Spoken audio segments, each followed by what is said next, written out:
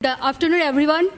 It was a nice session, 8 years plus in DuPont, and she is into development of the Safe Start modules, which is Safe Start is totally on the human side of the safety and human factor considering in safety.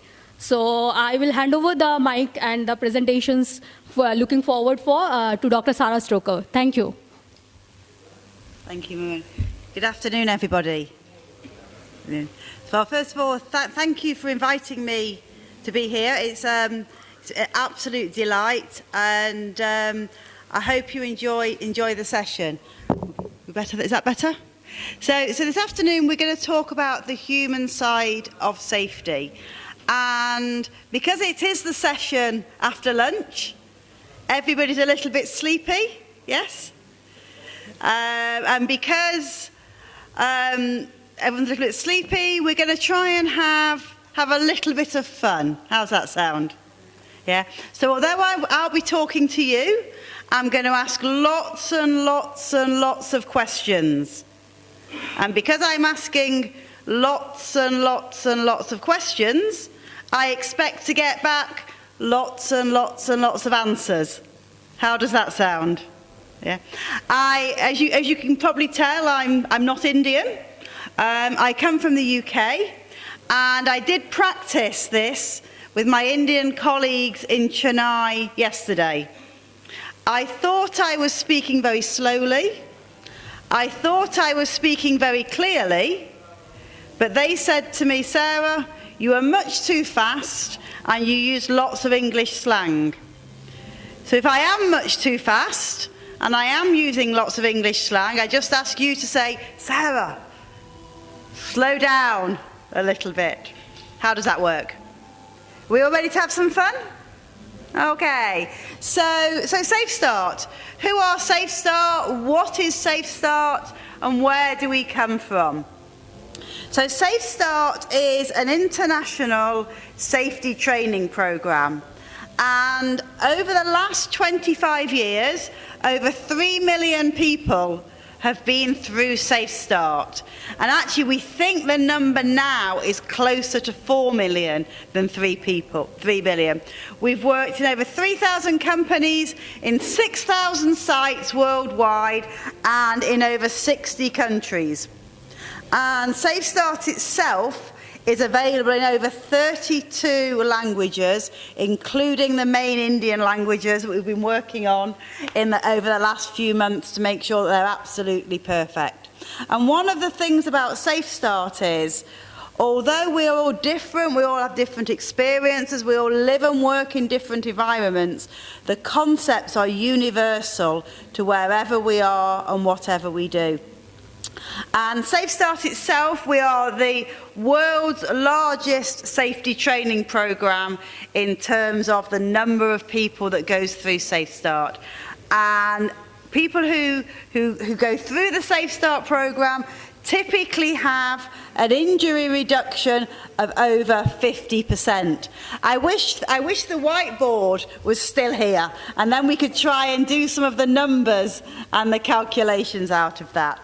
So where do we fit and what is Safe Start? Well, if you think about traditional safety management, so things like engineering solutions, the controls, and the processes and the procedures, they've taken us a long, long way in terms of safety performance. But if we want a better safety performance, do we just do more of the same, or are we looking for something a little bit different? Well, let's have a look. Let's think about this. So what is Safe Start? Safe Start is simply a different way to think about safety. It's not about telling you what to do. It's also not designed to replace anything that we are already doing. So it's not designed to replace good engineering and safety management processes, but it's also not designed to replace anything around good management processes.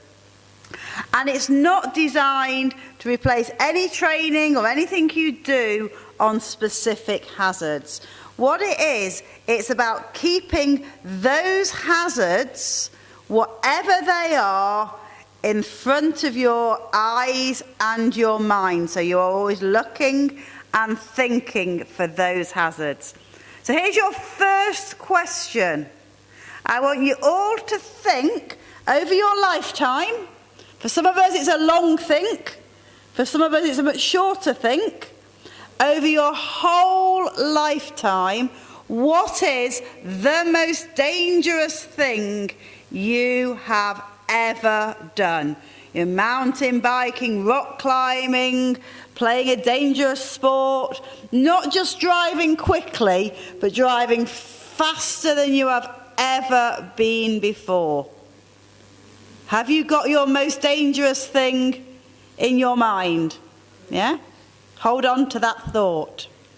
So here's an example. I think, you don't need to be a safety manager or a safety professional to realise that this is a very, very dangerous thing. And it's also something that probably everybody in this picture knows that they shouldn't be doing it. The conventional safety wisdom tells us that the more dangerous thing something is, the more likely we are to get hurt. And I think we will all agree that this is a pretty dangerous thing to do. But it's also something that they are doing deliberately and they are doing on purpose. What about this one? It's pretty hard to say that this has been done deliberate. Yeah, so unless the bus driver really didn't like the guy on the motorbike, it's pretty hard to think that one was deliberate, yes? So, have you seen things like this before, yeah? Are you familiar with the risk matrix, where it says the more likely something is to happen and the more dangerous it is? Yeah, and the traditional safety management system says we work in the red area. We work in the area where you are most likely to get hurt and you have the biggest consequences. And we've all seen this and we all know that. So just hold that thought for a minute or two. So we all have in our heads the most dangerous thing we have ever done. Now think, what is the worst injury you have ever had? So we've got the most dangerous thing on here, and then we've got the worst injury here. Does anybody have a match? Did anybody's most dangerous thing result in their worst injury? Yes? No? No. Well, why not? Because we're saying the most dangerous things cause the worst injuries, aren't we? We are saying the things in the red area, the most dangerous things, cause the worst injuries. But actually, so again, most dangerous things, this is a big steel factory. So working here is going to cause your worst injury. And that's what we're told all along. But actually, what we find is that the worst injuries occur when we're actually the most complacent. So not when we're doing the most dangerous thing. And if you plot the worst injuries on this risk matrix, this is what we tend to find.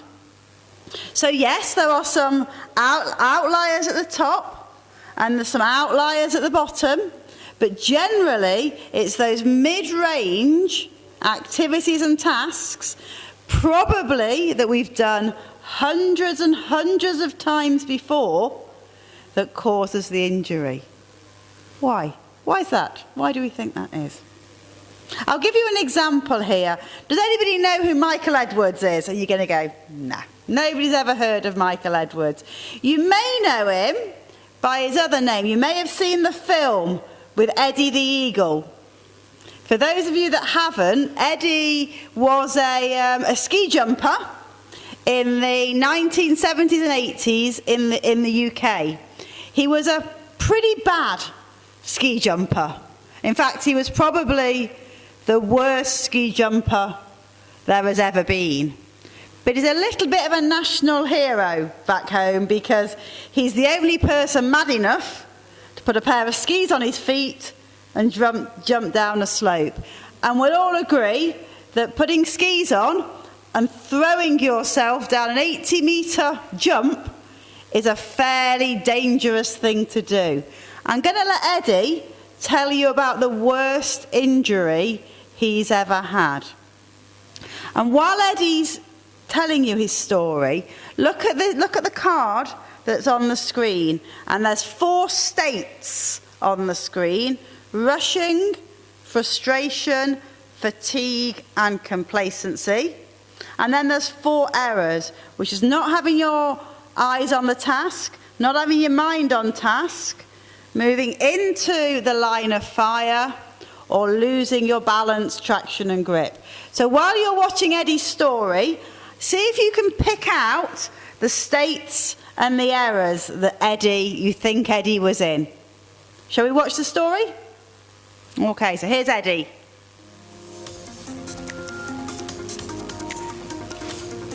Sound. Let's try again.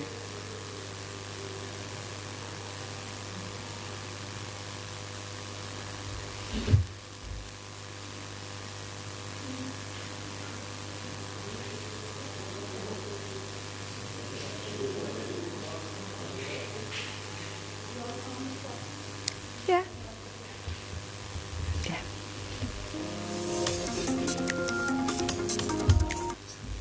Yeah.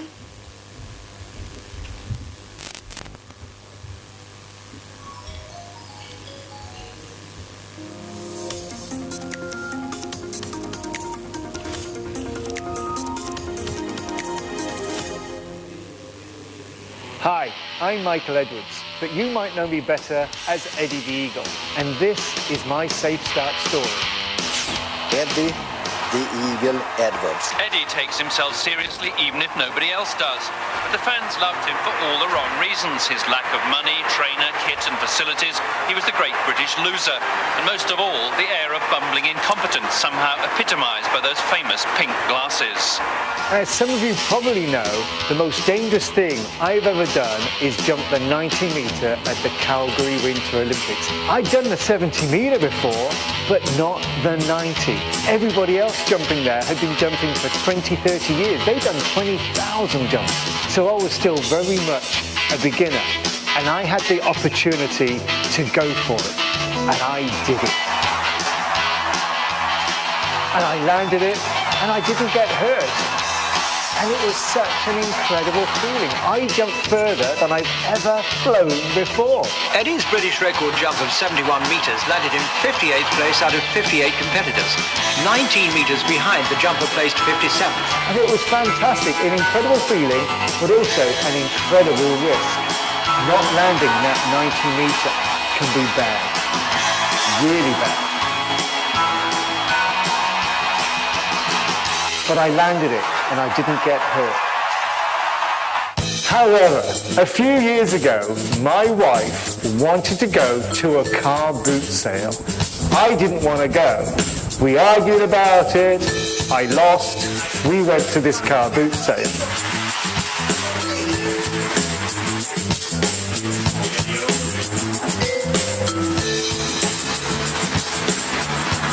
And she was looking around and she found this beautiful snail rocking horse. It's like a rocking horse, but it's in the shape of a snail. And it was for the kids, obviously, and we had 2 little kids, and she thought it would be great for the girls. So we argued about it, I lost again, we bought it.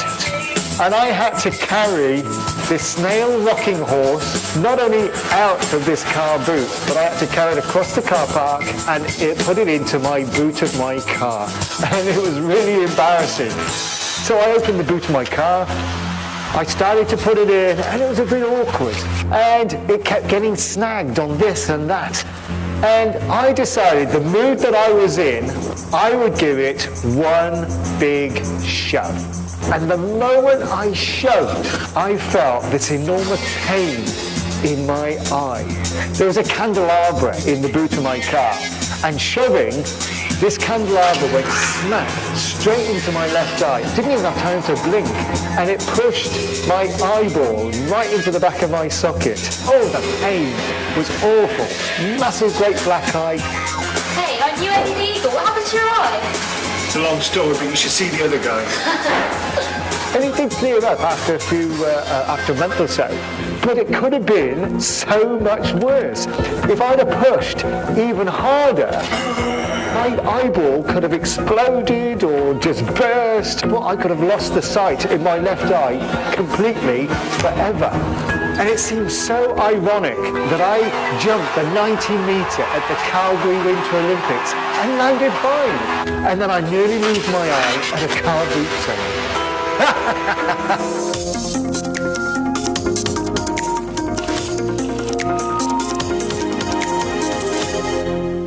Okay, so that's Eddie's story, and we can pretty clearly see that the most dangerous thing he did not result in his worst injury. Do you remember I said I was going to ask lots of questions and I wanted lots and lots of answers? Okay, so here's your next question. So, which of these cards has the correct states and errors for Eddie? What do we think? I'll give you a couple of minutes to look at it and then decide on an answer, and then we'll do some voting.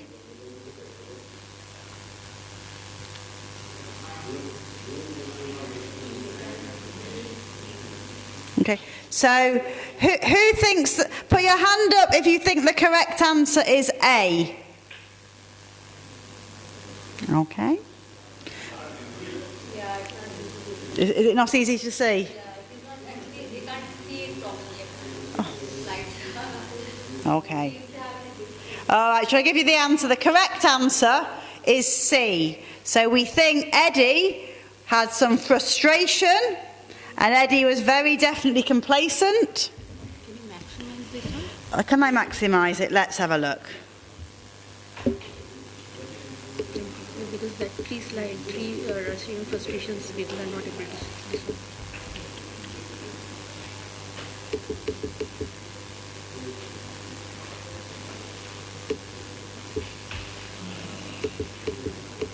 Is that better? Can you make it out? Or the third one you just... Oh, no, should have lost it now.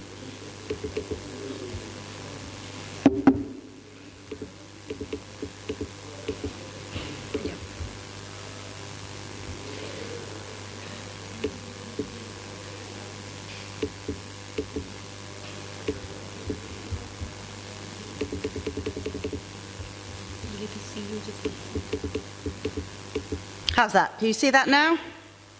You can see here also. Yeah. Okay. So Eddie, when he had his accident, was frustrated. He was complacent, and because of that, he didn't have his eyes on his task, his mind on his task, and so he lost his balance, traction, and grip. So ended up putting himself into the line of fire. So that was just a little bit of a game there for you.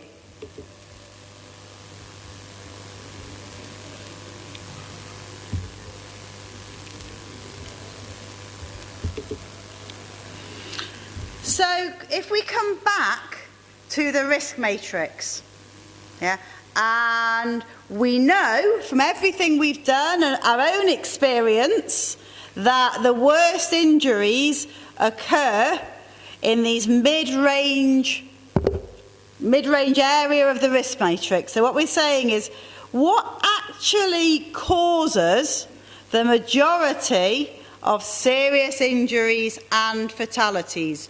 Well, let's think about what we already know, what we know intuitively. The first thing we know is actually nobody wants to get hurt. Nobody deliberately gets hurt by themselves. Because if they wanted to get hurt, he wouldn't have asked his friend to hold his legs for him when he was hanging over the edge. But what we also know, if we're really honest with ourselves, is actually everybody makes mistakes. And these mistakes, they can happen anywhere. They can happen at work, they can happen at home, and certainly the job that I do with a lot of travelling, lots and lots of mistakes can happen on the road when you're driving. That's one of the things that we talk about when we talk about injuries, that actually the behaviours and the things that cause injuries are the same whether they're in work or they're out of work. And if one of your employees has an injury in work, or one of your employees has an injury outside of work, there's still not a lot of use to you. And remember we were looking at the data before lunch, where we were talking about the return on prevention. Something else we know, and it does vary a little bit from country to country, but we do know that typically between about 15 and 30 times more injuries outside of work than there are in work. And again, if the person doesn't come to work, it doesn't really matter where they got hurt. So if we can give them and we can work on some tools to help and prevent them wherever they are, then that can only be a good thing. But again, thinking about mistakes and thinking about errors. Some errors will make you get hurt, but not all errors cause injuries. Some just cause a little bit of wasted time, wasted money, a production issue, perhaps a bit of embarrassment if you send that email to the wrong person. So not all errors actually cause injuries. Perhaps a little bit like this gentleman here. Oh. Why is that not playing, Sarah?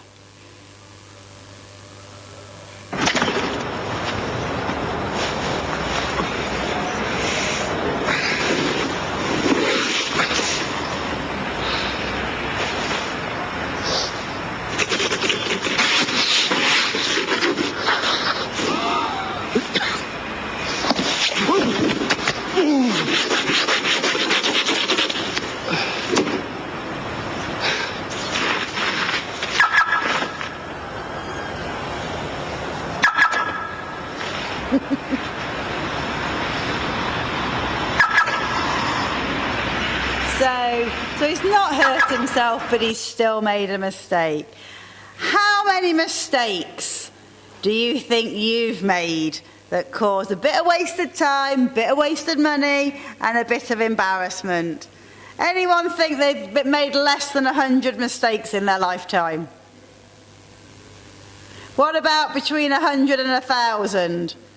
Now I expect to see 80 hands up here now when everyone says, yeah, we've all made a lot of mistakes. So we all make mistakes all of the time. And usually we get away with it. But if there's enough hazardous energy there, the consequences themselves can be really, really quite serious. So let's carry on that thought and let's talk about accidents a little bit. So what do you need to cause an accident? There's no difficult questions here, no trick questions. So what do we need to have an accident? The first thing we need is a hazard or some form of hazardous energy. Because unless there's a hazard, no one gets hurt, yeah? Simple. The second thing we need is a person or some people. Because again, if there's no person, nobody gets hurt. But we've already established that nobody gets hurt on purpose. So for the person to come into contact with the hazardous energy, something we are not expecting to happen has to come into the equation.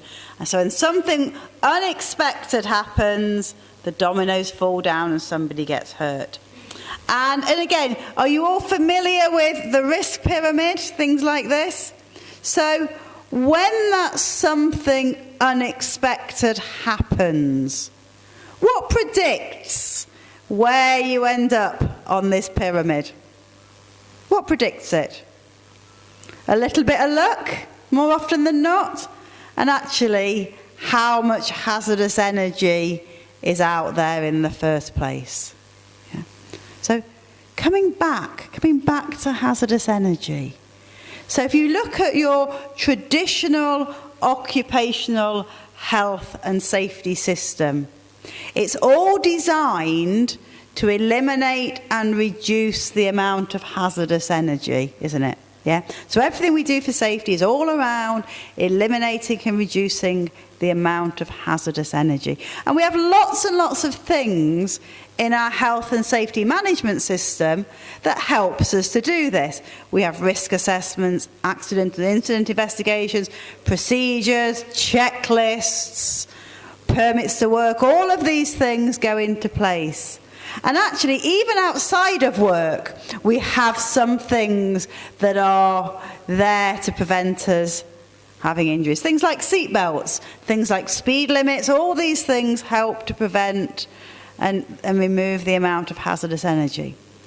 But the problem is, in the real world, and everywhere you go, you cannot eliminate all of the hazardous energy.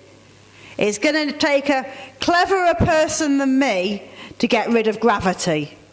Yeah, you cannot eliminate all forms of hazardous energy. So if you can't eliminate the hazardous energy, what are we left with?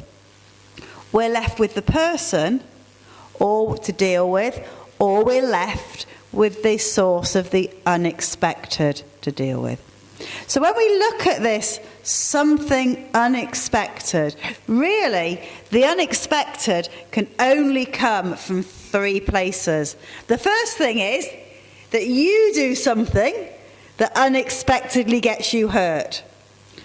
Put your hands up if you've ever cut yourself with a knife, scissors, or razor. Everybody? Yeah. So that's what we mean by you do something, because you know the knife is sharp.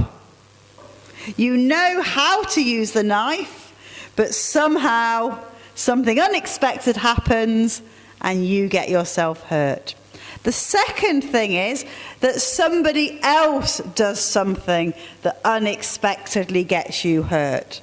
And I think you only need to stand outside and watch a road for 5 minutes to see there's lots and lots of examples of lots of people doing things that really aren't quite unexpected.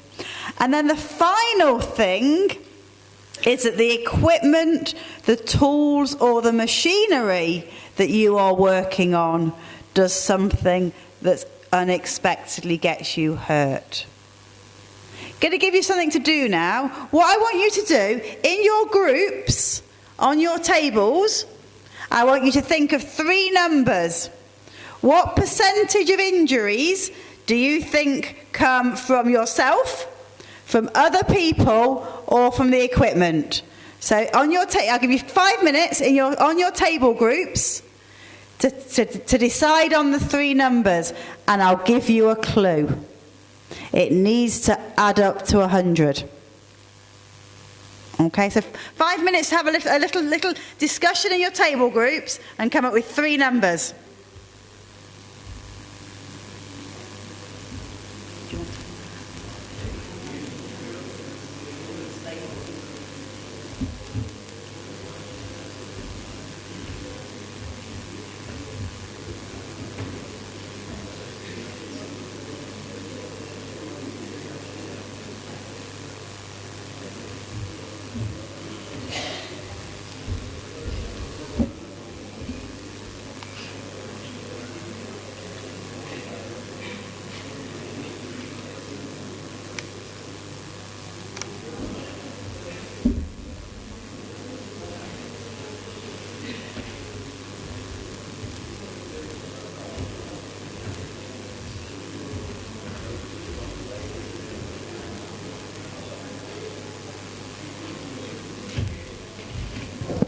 I'm happier walking. Do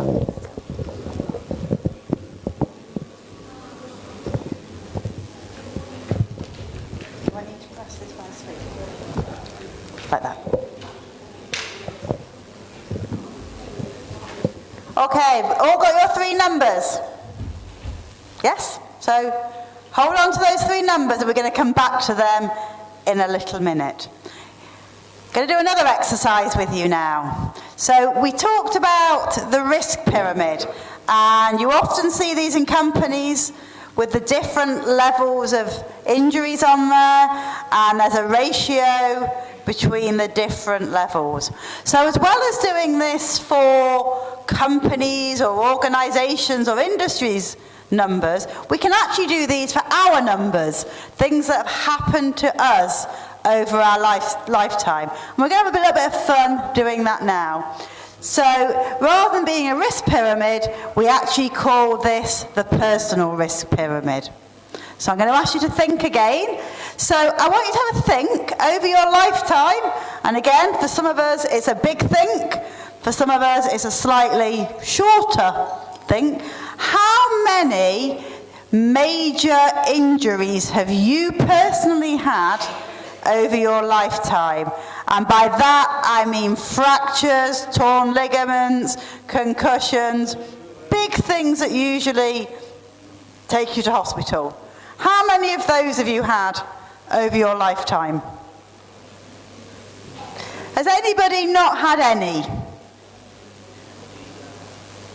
Between 1 and 4? I'm kind of there. What about between 5 and 9? Who's between 5 and 9? Here's the big one. Anybody had more than 10 major injuries? If I'm honest, in a group this size, I usually get 2 or 3 that say. And typically, there's 3 reasons for that. One is they've played a lot of contact sports. 2 is they've had some form of active military service. And the 3rd one is they've worked as a chef. Chefs and cooks tend to have big numbers here. Okay, so let's move it down a level. So you've all got your number for your major injuries. Let's move it down a level to minor injuries. And these are stitches, sprains and strains. These are things that usually need some form of medical intervention, whether or not you actually go and get it. So how many stitches, sprains and strains have you had over your lifetime? We got a number? And again, who here is between 0 and 4? Yeah, a couple, one or 2 of you? What about between 5 and 9? A few more. What about between 10 and 15? Hands up all those sportsmen, military people and chefs that have got more than 16. Yeah? Okay, now, so we're going to go down a level now. Got another question for you. I want you to be able to tell me your exact number of how many cuts, bruises and scrapes you've had. I want an exact number. We just can't do that, can we? So let's try and think about how we can approach this. So let's think about when we were young, when we were very, very tiny. And those of you that have young children at home will recognize some of these pictures coming up. So lots of bumps, bruises, cuts, scrapes, sprains. Do we all remember those when we went over the top of our bicycle, we fell off walls, we did all sorts of things. So the average child, is getting bumped, banged, bruised and scraped probably about 20 times a week. So the maths is fairly easy.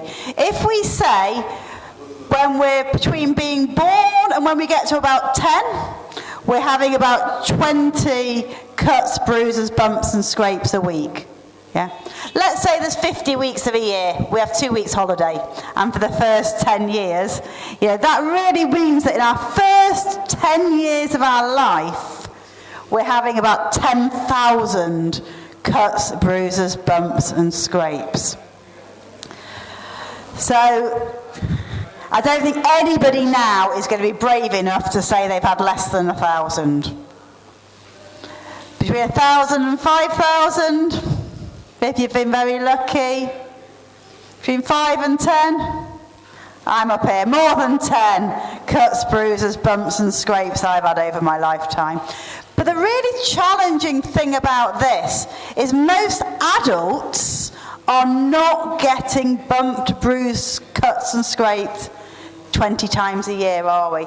Adults tend to, if you look at yourself now and think about how many visible burns, bumps, bruises and scrapes you have, 1, maybe 2, if we're perhaps. So adults tend to have much fewer of these bumps, bruises, cuts and scrapes than children. And that's why it's sometimes very difficult when we're talking to adults to persuade them to change what they're doing and become more safe. Because adults tend to think, hey, I'm safe enough already. And we are, compared to when we were young. Because going from 20 cuts, bruises, bumps and scrapes a week to 20 cuts, bruises, bumps and scrapes a year is actually a 5,000% improvement. So we are 5,000% safer now than we were when we were children. But here's something else to think about when we think about this. When we look at small children, see this little chap here? He's got lots and lots and lots of really small bruises on his leg. And he's been out playing on his little scooter. Yeah? But then here's his slightly bigger brother who's got himself a bicycle. And what we notice here is there are fewer bruises, but the size of the bruises has got bigger, because the amount of hazardous energy moving from the scooter to the bicycle has increased. And what do? We get behind the wheels of motor cars, of trucks, of lorries, of motorbikes, and all sorts of things. So the amount of hazardous energy we're potentially coming in contact with is much, much higher. So how many mistakes does it take when you're travelling 60 kilometres an hour, 60 miles an hour, 100 kilometres an hour? How many mistakes does it take to go right from the bottom of that pyramid up to the top when you're an adult? So the questions I was asking you about, what are your numbers? If you're interested, these are the average numbers we have from the first 150,000 people we ask the question to in rooms like this. So they're the average numbers. But the most striking thing here, and actually we think, and I think, the number's actually bigger than that.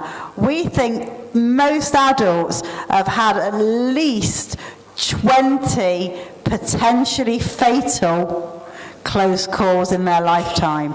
And we've only really got away with that with a little bit of luck. And if we're talking, a second here, a centimetre here, very slightly different road conditions, things could be very, very different. So in many senses, we're all very, very lucky. So again, let's think about our own personal risk pyramid. So I'll read these out because they're small. Who here has ever banged their shin on something? Yeah? What about stubbed your toe? I'm up again. What about dropping something on your foot? Falling down the stairs? Not seeing a stop sign or a red light? Or very nearly not seeing a stop sign or a red light? Who here's fallen asleep at the wheel? Or nearly fallen asleep at the wheel? Turned into something or bumped into something you've turned without looking? What about hitting your hand with a hammer? Cutting yourself with a knife or a machine? Burning your hand? Spraining your ankle? Straining your back or shoulder? Or falling into something hard or sharp?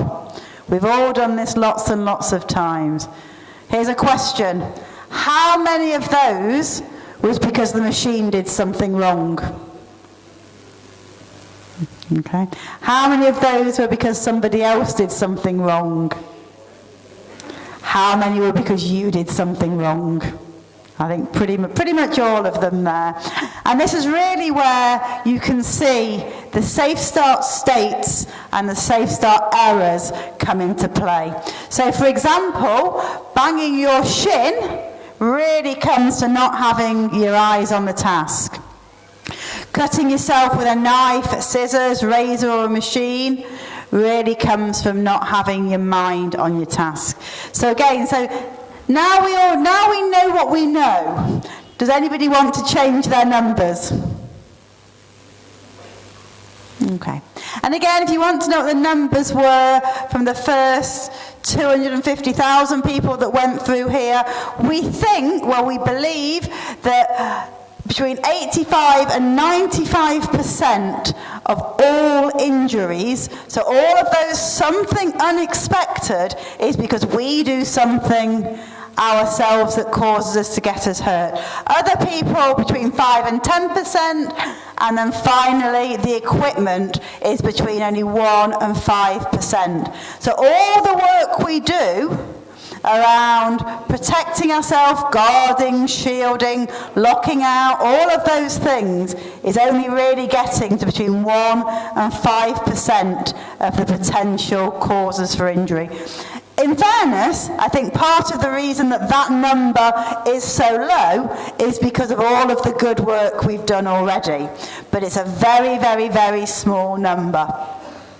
So putting it together in terms of the Safe Start concepts, really these 4 things, so eyes not on task, mind not on task, line of fire and balance, traction and grip, are really what happens. And then the 4 states, rushing, frustration, fatigue and complacency, are why it happens.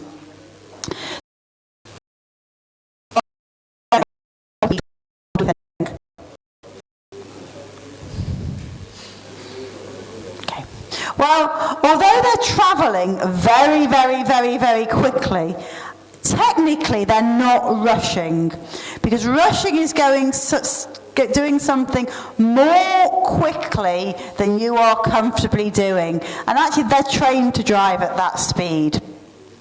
But another form of rushing, and this is probably something we all do every day, rushing is doing more things at the same time than you are capable of doing. So let's look at it practically.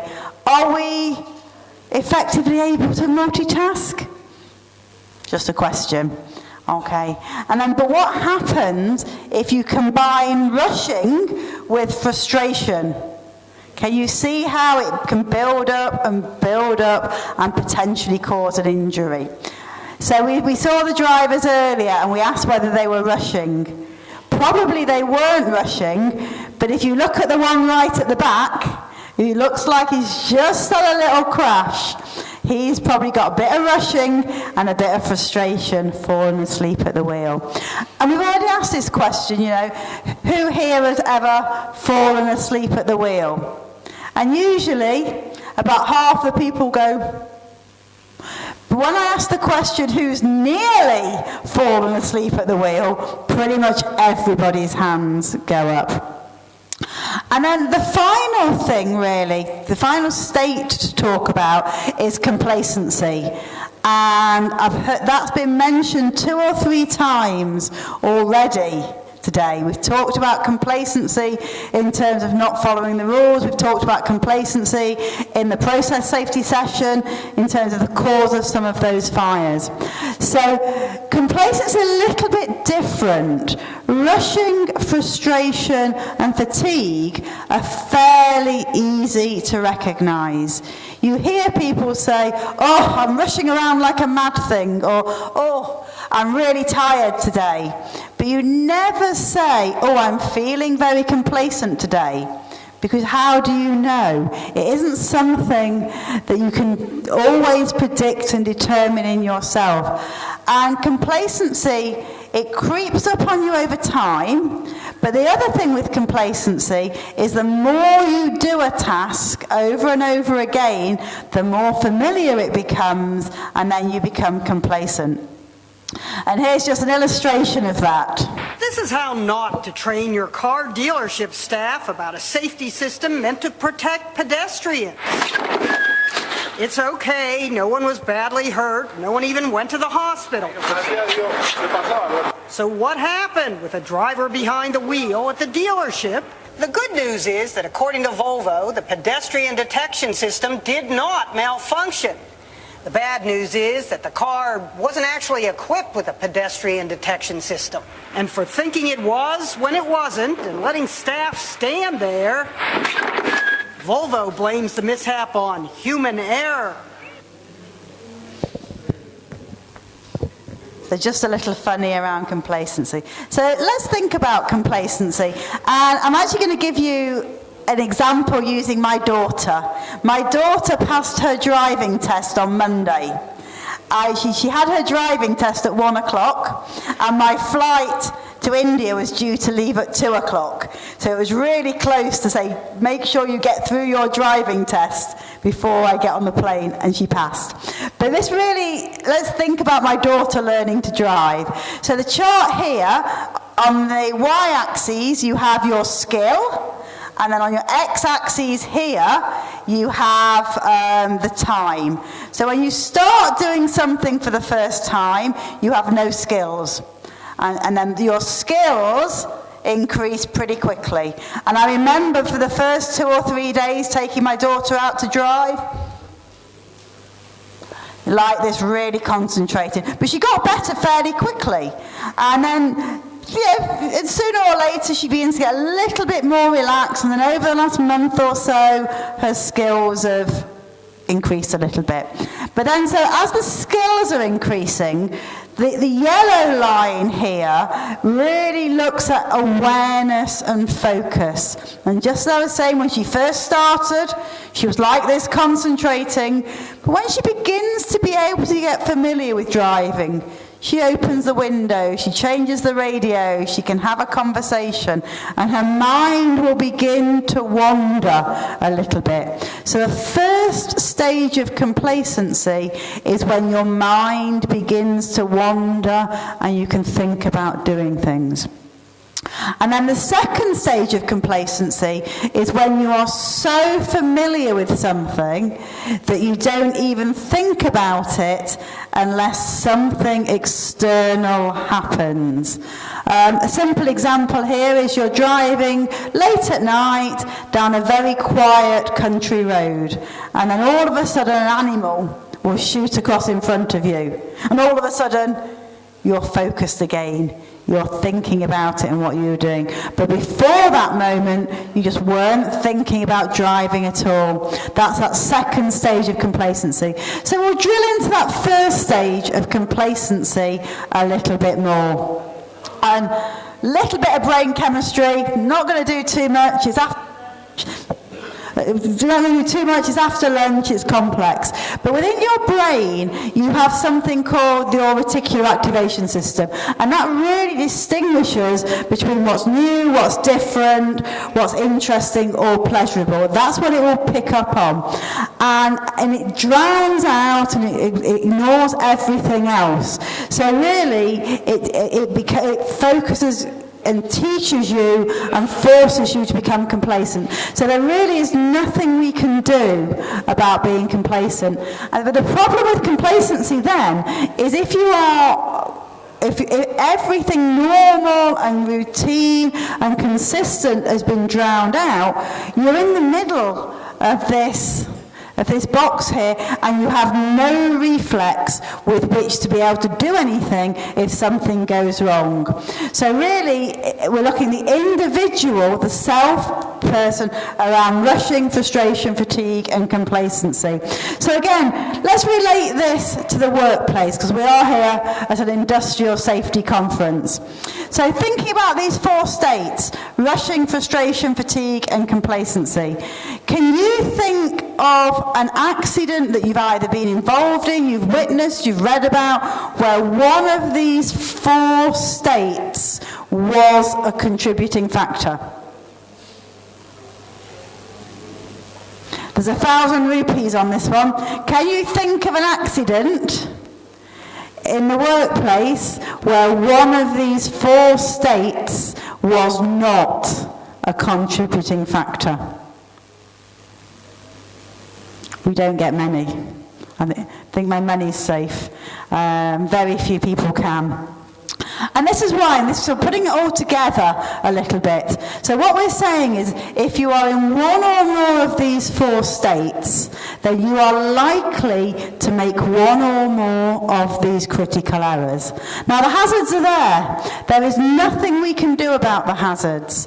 But if you make one of these mistakes, when there is a hazard there, then you are greatly increasing your risk. And that's especially true if you're moving. So in other words, states cause errors which cause less risk to become more risk. And we believe that that state to error risk pattern is involved in over 95% of all accidental acute injuries. You can also look at it like this. And what we're saying is, we have situation normal risk, and then you dial into it the states and the errors, and then that results in abnormal risk. And again, we put the person in the middle because that's the states, and then we put the errors in there.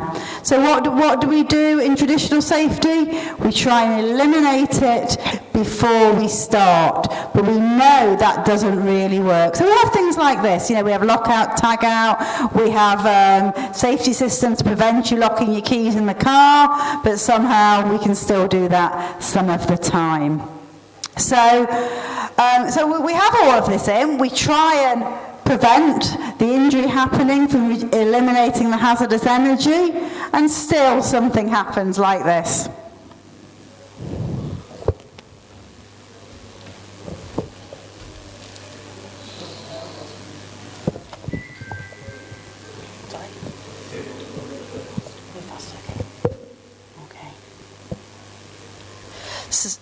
So how do we stop the person from making the critical error?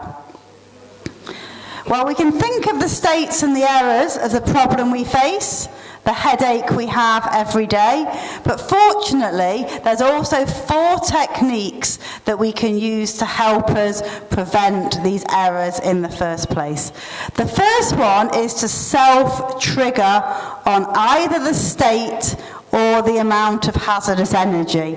And what we mean by that is we're normally in one or more of these states when we make the error. So if we can recognize these states in the moment, then we can try and prevent the error in the first place.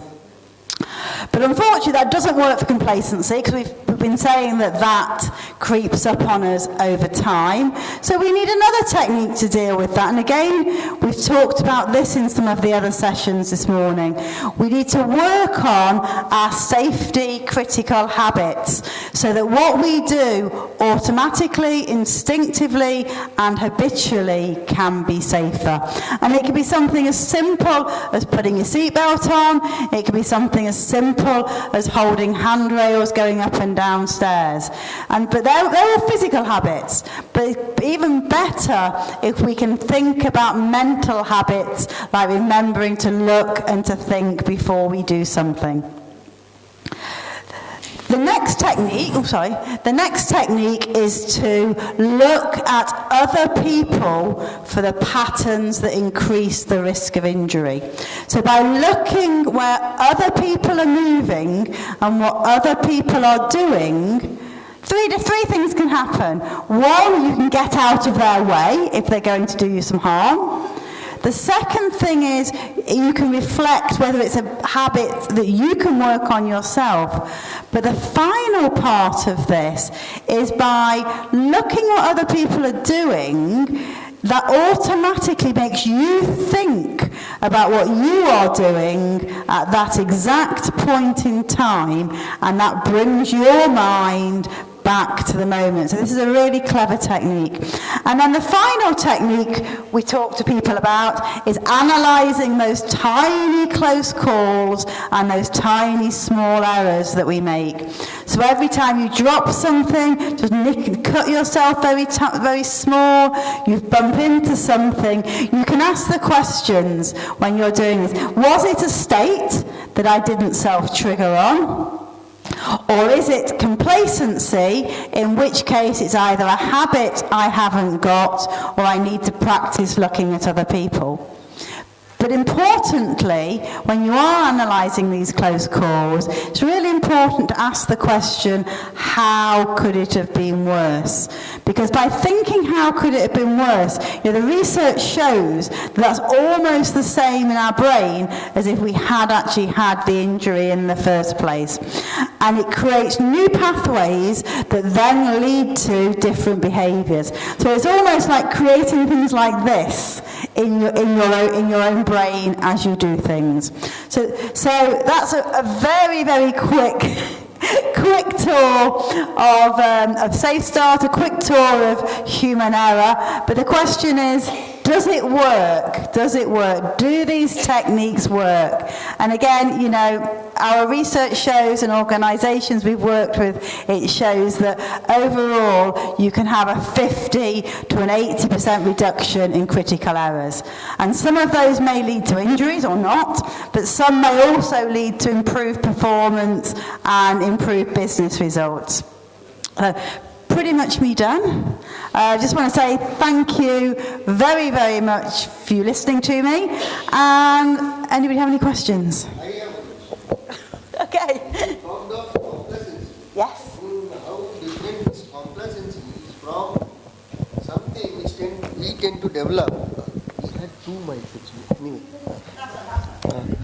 Actually, how different this complacency is from something which we tend to develop. In fact, I'll give an example. While we drive, over the years we tend to depend on our instincts for sudden braking or something like that. It is almost spontaneous, it's reflexive. Now, how different is this reflex action? Because this also comes from habit. Yes, very much so. And how it is different from the complacency which you are talking about? I think they're probably the same thing. So complacency, being complacent when you are driving enables you to develop the bad habits. And I think that's where the looking at others probably helps you to reflect on their habits. So I think when you are, and again, driving's great because everybody can relate to it, and we've all got lots and lots of examples. So I think when you learn to drive, you have your hands at 10 to 2, you keep your stopping distance, but as you become complacent, that's when you then build in the bad habits. So when we talk about working on habits, we talk about building new habits and also getting rid of old ones. And again, the science shows, the research shows that it isn't possible to break a habit. You have to replace it with a new one. And again, when we go through, we ask people to look at habits, see which ones they've got, see which ones are better, see which ones are worse. Does that help? Yeah, that is okay. Because yes, once we become complacent, we tend to actually do things which we should not be doing. Exactly. And depending on our reflexes, actually. Yeah, okay. and there's two sides to it. So I've only really talked about the error side of it. But actually the other side of the equation is talking about decisions. So rushing, frustration, fatigue and complacency one day may lead to a complete error. The next day it might lead to you making a bad decision. So rationalising risk-taking. I've got away with this so many times before, I'll do it this time. Yeah. Changing what you normally do because you're tired. Yeah. Or risk-taking shortcuts. So I've only really talked about the error side of it, but the second part of what we do is we work on critical decisions. So when those states and those errors influence your decision-making. Thank you.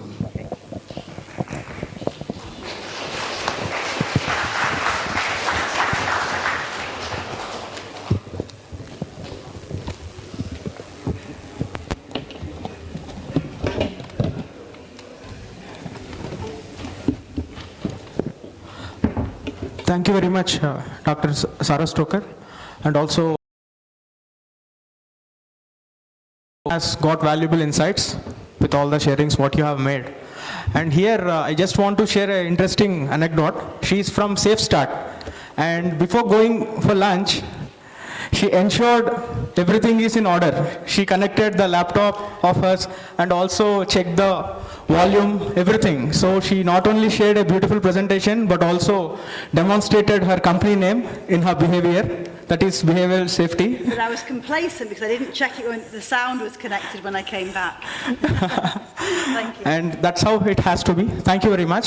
And now I would like to invite Mr. Amal Bhattacharya to share a presentation on industrial safety, and he's from Haldia Water Supply Private Limited and Synergy Management Service.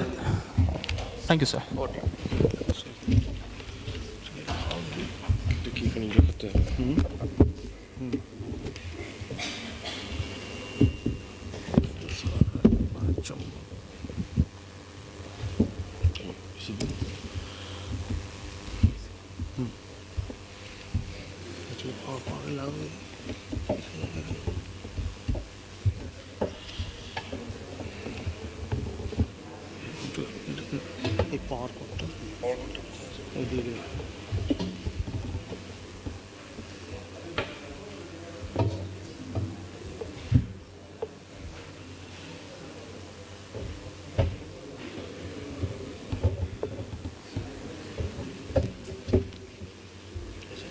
কিন্তু ওখানে তো আসে না, আসবে ওই যে কোডটা দেয়নি এখন ডিসপ্লে করলে ভাই, ওটা লাগাও ওখানে স্ক্রিনে।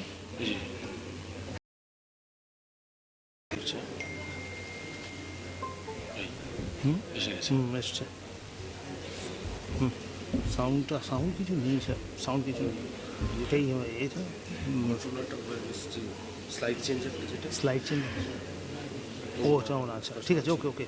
আচ্ছা এইটা ওর নামটা কি, স্পিকারটা এটাই না হাতে নিয়ে করা যাবে না, সেটা সেটা অনুরূপ।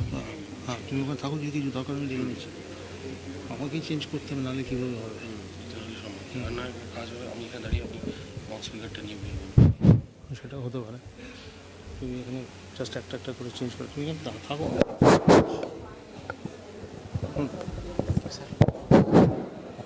Good afternoon. I think it is more or less end of the program today. Many of you are basically from industry. So many things you have learned during the day about safety, industrial safety. Is it correct? Jor se bolo bhai. Yes. Are you feeling sleepy? Okay. I am Amal Bhattacharya. I am on behalf of Haldia Water Services. I am representing. Basically, I am running my own organization called Synergy Management Services. It is a consultant organization, training and consultancy. We are doing on energy, environment, health and safety, quality, all these things. On behalf of Haldia Water Services, I am giving you some glimpses on industrial safety. Many things are known to you, but I am sure some of you are new in the organization, so these presentation may be helpful for your learning. So I will try to give you some important slides because time is limited, I hope. So we will try our best. First slide. So is it visible from your side? Slide is visible? So bhai jor se bolo thoda. Yes, okay. So you see what it is showing. Can anybody just mention? It is showing, because time is short, isliye I am explaining. It is showing that the boy or daughter, whatever, is not able to hold his father's or mother's hand, isn't it? Why? Because fingers are lost due to some accident, isn't it? So these tools come with no spare parts. Can you arrange spare finger as it is? No. So safety is for whom? Safety is for your individuals, for all individuals. So we should be very cautious about that, and we should not think it is an imposed thing by organization. Many occasions we are thinking company bol raha hai isliye hum kar rahe hai, but don't think like that. Next. So what is basically safety? Safety is basically to safeguard oneself from hazard, and my previous speakers also mentioned about hazard. I think by this time you understood what is hazard. Okay? So I am not requiring to explain everything. So from hazard and from state of freedom from dangers or risk to safeguard oneself is basically safety. And this safety is basically required for home, for industry, for road, everywhere. Next. So what is this picture showing? Whenever we are coming out from house, our close ones, they are waiting when we are not returning safely. Even the pet, the dog is waiting when you are returning, isn't it? And there is a photograph on the wall. It is reminding that somebody maybe died, maybe due to accident. Okay? So, everybody is expecting that we should return home safely whenever we are coming out. For that reason, nowadays we will find many propaganda, many display on the road, especially on highways, that somebody is waiting in your house. So that is reminding us. Next. So who is responsible for safety? Anyone? Who is responsible for safety? You yourself. So can we read this story? So there is a story. There are 4 persons, 4 people, everybody, anybody, somebody and nobody. What are the 4 persons? Everybody, anybody, somebody, nobody. So there was an important job to be done, and everybody knew that somebody would do it. Anybody would have done it, but nobody did it. Somebody got angry about that because it was everybody's job. Everybody thought that anybody could do it, but nobody realized that everybody would not do it. It ended up that everybody blamed somebody when nobody did not what anybody could have done it. You understood? So, हम बोल रहे हैं आपका काम है, आप बोल रहे हैं उनका काम है. So in that way, you cannot ensure safe working atmosphere. So safety is everybody's responsibility. I think this is known to many of you in your organization also. So your safety is in your hand. You have to follow rules and regulations of the organization related to safety norms of yourself. If you are not following, you cannot expect somebody will do it on your behalf. Next. So there are the important definitions. I am not going each and every definition. One important thing is hazard.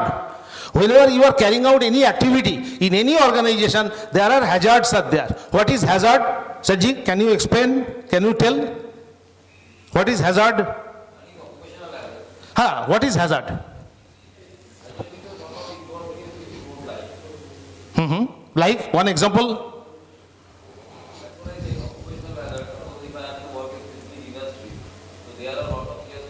Okay, for others benefit, if you are carrying out some sort of activity, there are definitely some source or situation which are creating problem.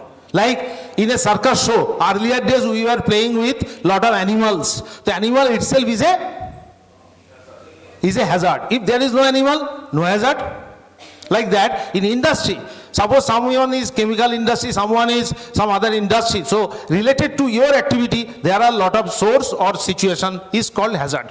And out of hazard, there are lot of problem or probability of problem that is called risk. So there are important definitions related to safety. One is hazard, one is risk. We should not mix it. If there is no hazard, there is no risk. Isn't it? Is it not to you?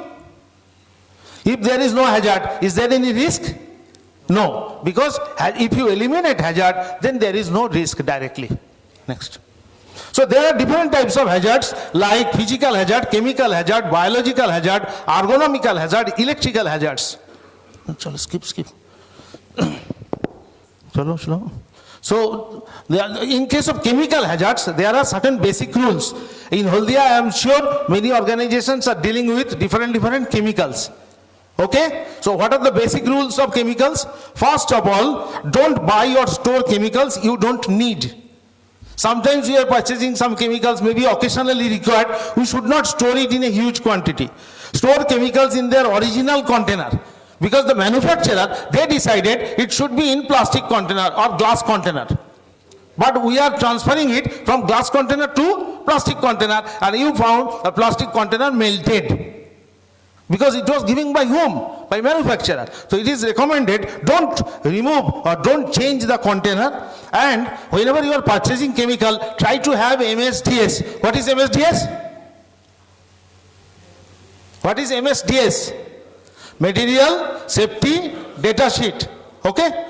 So I'm sure all of you are collecting MSDS when purchasing chemicals, and try to go through the MSDS, what is mentioned by the manufacturer. What is the rule 3? Always wear appropriate safety gear and work in a safe environment while dealing with chemicals.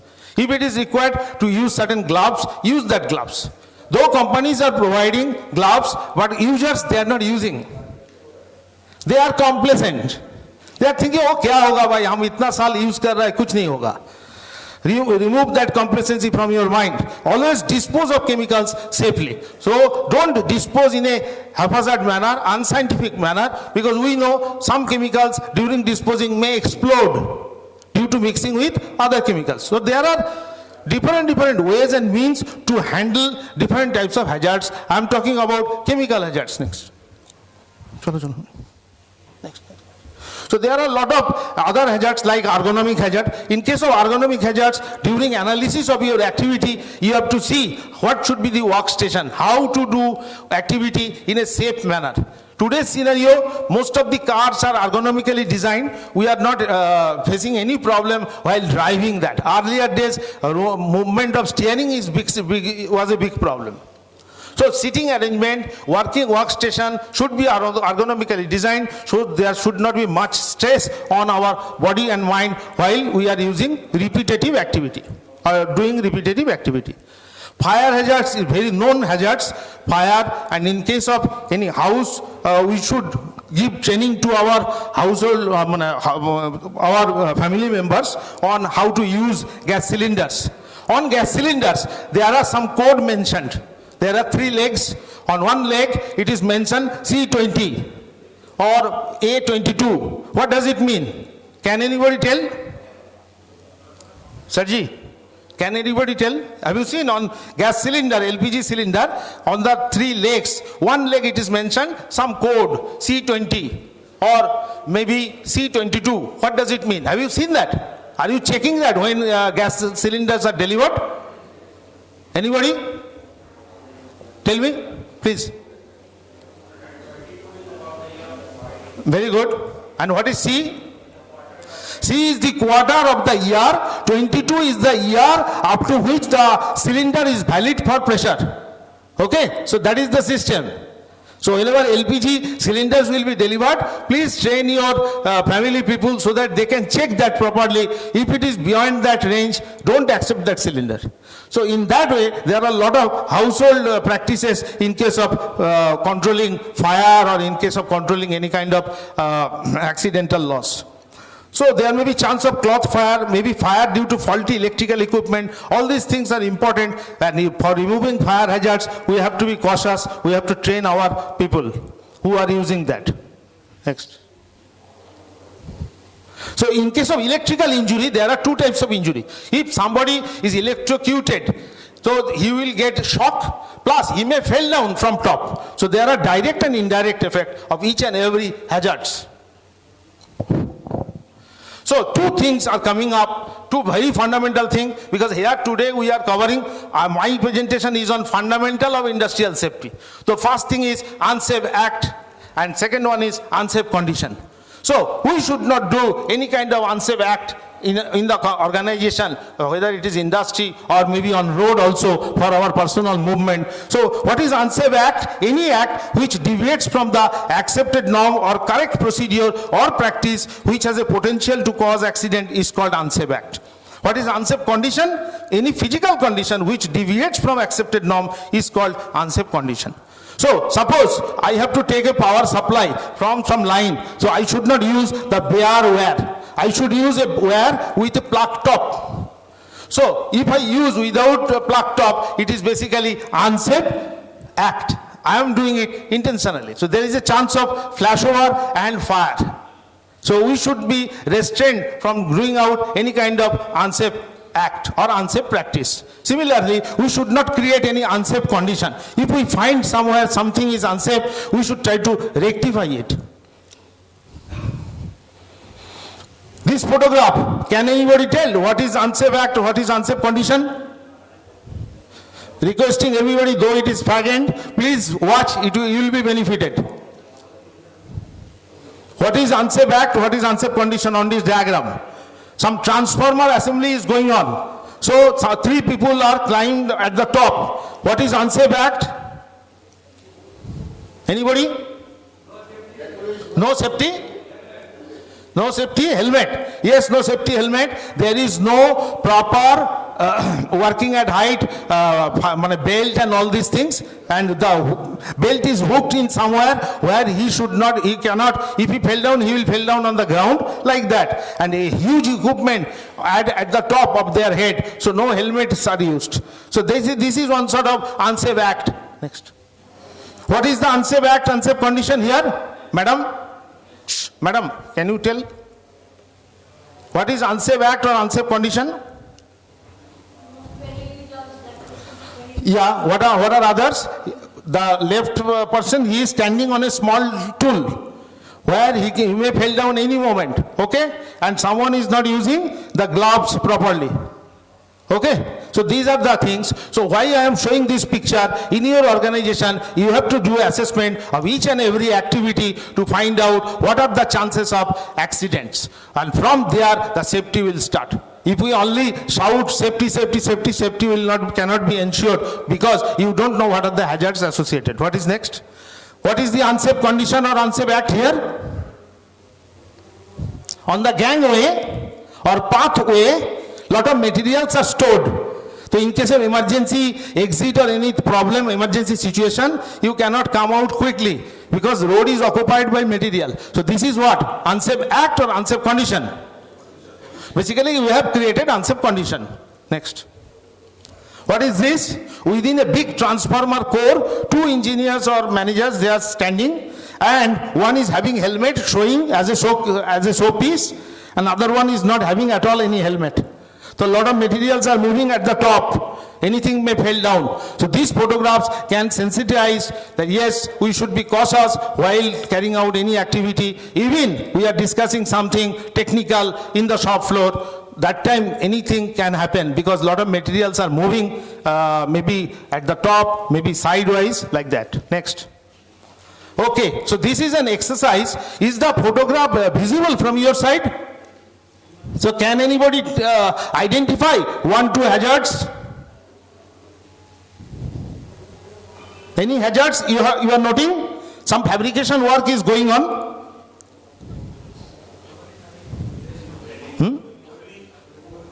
Bolo, bolo. Face shield. Which one? The welding person? Okay. So I am showing one by one. Time is short. Next arrow. So see the arrow. The front side, the man is handling the material, sheet metal. He may get cut injury. So he is not wearing any hand gloves. Next. The man is lifting weight. This is not permissible process by which he can lift the weight. What is third one? There are nails on the wooden planks. So nails to be removed. We should not keep, sometimes after unpacking, we are keeping the planks as it is. So somebody is trying to walk on that road and getting injured by the nails. So these are the hazards. So this exercise is called spot the hazard. Whenever we are doing a detailed training, that time we are telling this, identify or spot the hazard. Next. So there are a lot of things, like one, the fire extinguishers are there, but it is not accessible because it is already covered by some other material. Fire extinguishers should be easily accessible. We are creating unsafe condition. So like that, there are a lot of others. Chalo, lagi jao. Jor, press karo. Chalo, beriye jao. Somebody is smoking within the shop floor. This may create problem, fire hazards. Next.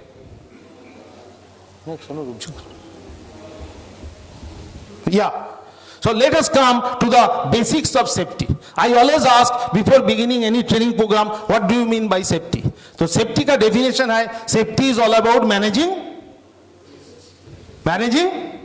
risk, because risk is there. How you are managing, that is safety, and safety is all about preventing accidental loss.